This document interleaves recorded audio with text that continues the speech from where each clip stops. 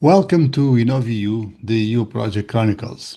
If you are designing a research project or founding a startup or drafting your next big proposal for Horizon Europe or Erasmus or whatever, stop. Just a moment. Let's talk about platforms and networks. Today's decision question is the most important one you will face this year. Are you funding the architecture of your own future, or are you locking your life into an infrastructure that was designed strictly to extract value and hold you hostage?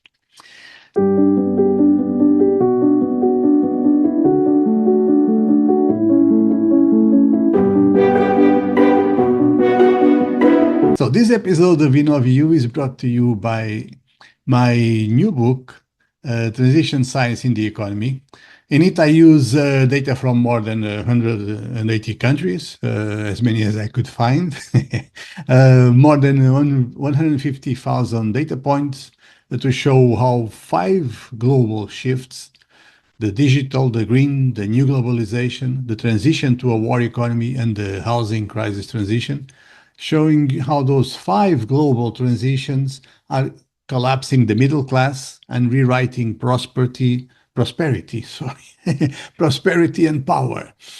If you want a clear map of today's economy and economic chaos, search for Transition Science in the Economy on Amazon and get your copy.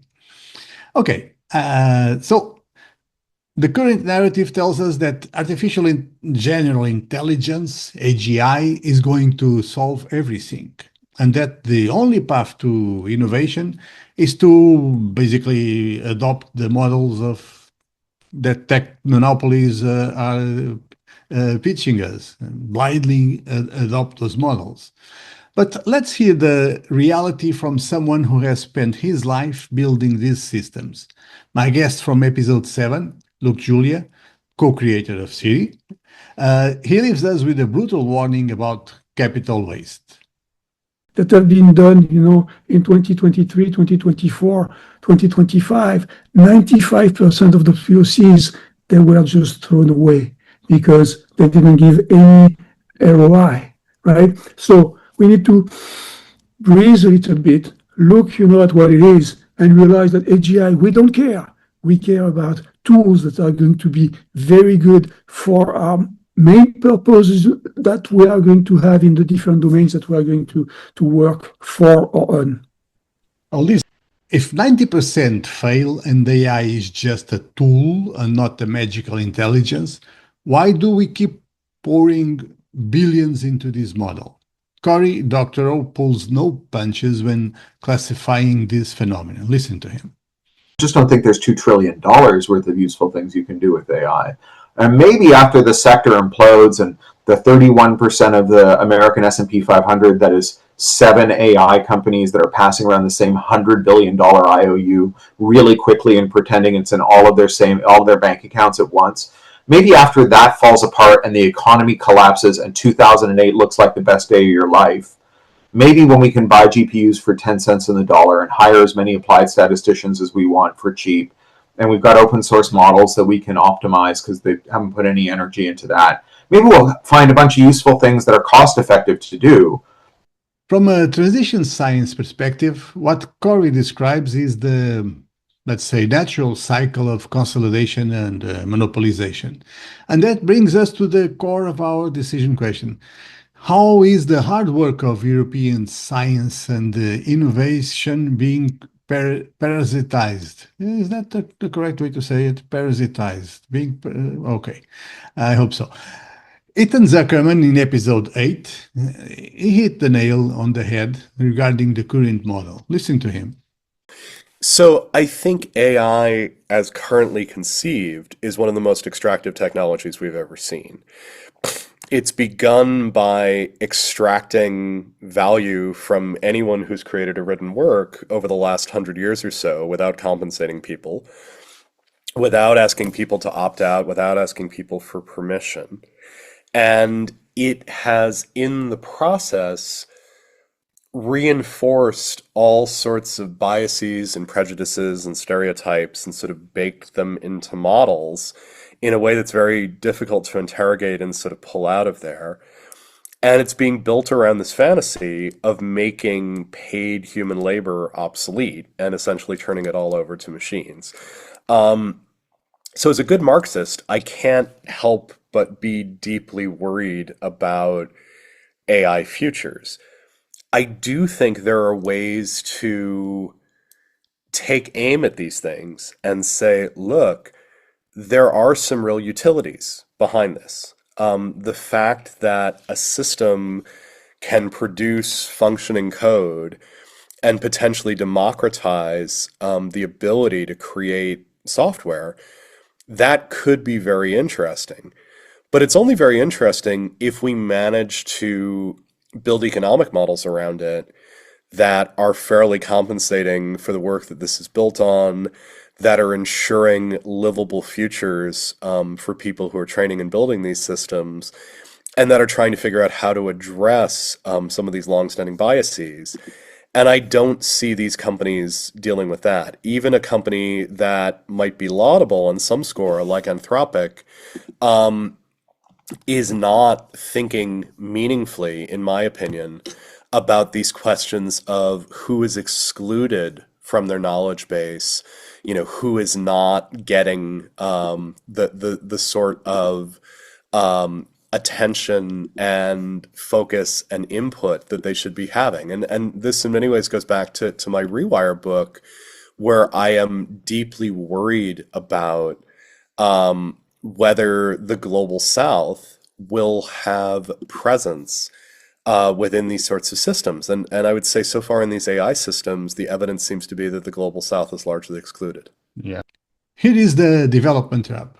If you build your scientific project on top of closed systems, whose terms change according to the owner's algorithm, you are not a partner. You are the raw material, the commodity. Your innovation generates data and architectural rents for global platforms, while you assume that all the infrastructure risk is upon you. So this is the platform economy at its peak. Algorithmic coordination replaces price signals, and that lets them capture all the value. How do we survive this? If trying to fight the American model by building massive LLMs and huge data centers in Europe is a waste of money, what is the correct strategy for the European ecosystem? And Nick Snisek, the author who defined platform capitalism, he gave us the map. Listen to him.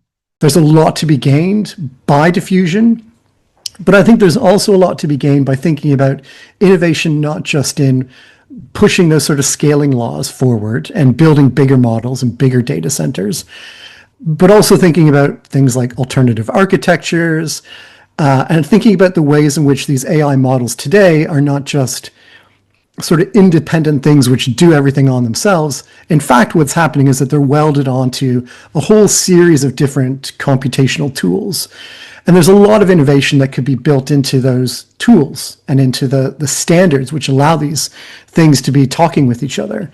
So I think here there's a real space for innovation to occur in a way which doesn't cost a lot of money, but which is highly impactful because you could be setting the standards.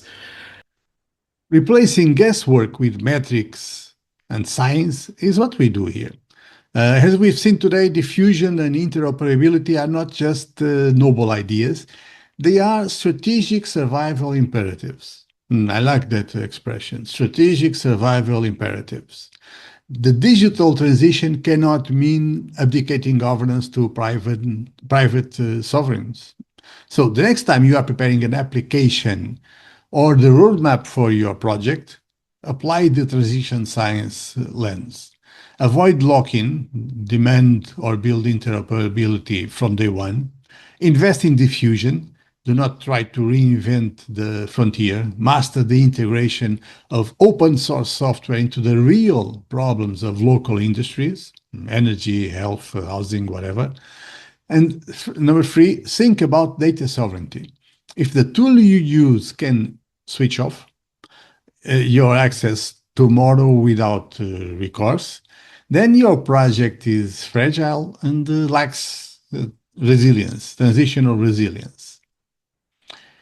So true innovation in the next decade will not be about creating the most expensive model. It will be about creating the architecture that refuses to be monopolized. If you want to stay one step ahead of these trends, subscribe to my newsletter Polisdoxa, the Transitions letter, where I dive deeper into metrics and tools for leaders and innovators. And don't forget, transition science in the economy. This is where all of this is mapped out with a lot of data, really a lot of data, and rigorous strategy. So share this episode with your consortium, leave a like, and remember, the future is measured, not guessed. I also like this one. See you in the next episode. Hope you enjoy it.